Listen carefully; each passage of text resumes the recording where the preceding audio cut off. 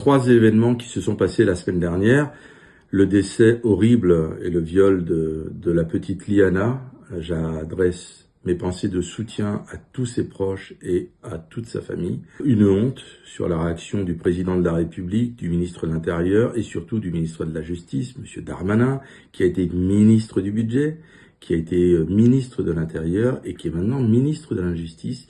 C'est le seul ministre qui a fait tous les gouvernements Macron.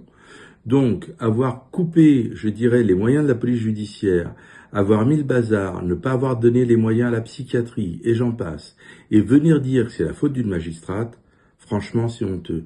Et sa proposition de traiter 70 000 cas qui sont en déshérence parce qu'il n'y a pas les moyens, et parce qu'il n'a pas donné les vraies priorités, parce que c'était le narcotrafic, et les violences aux personnes. Ce monsieur se contredit directement et il doit démissionner.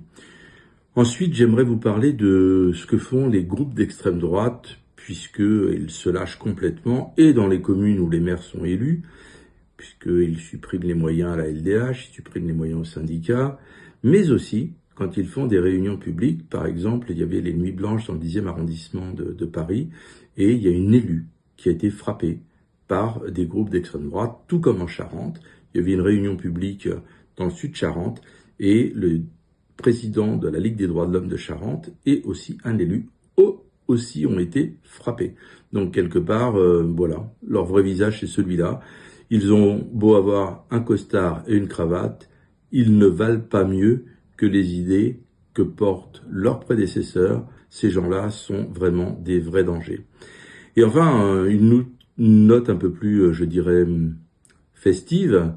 26 000 personnes au meeting de Jean-Luc Mélenchon, une entrée en campagne sérieuse avec un candidat, avec une équipe prête à gouverner et une démonstration de force. Nous sommes l'unique force à gauche capable de gagner la présidentielle 2027 et de battre ce fameux Rassemblement national et ses idées nauséabondes. Voilà, c'était le petit point Paul de début de semaine. Je vous dis à la semaine prochaine et à bientôt. Au revoir.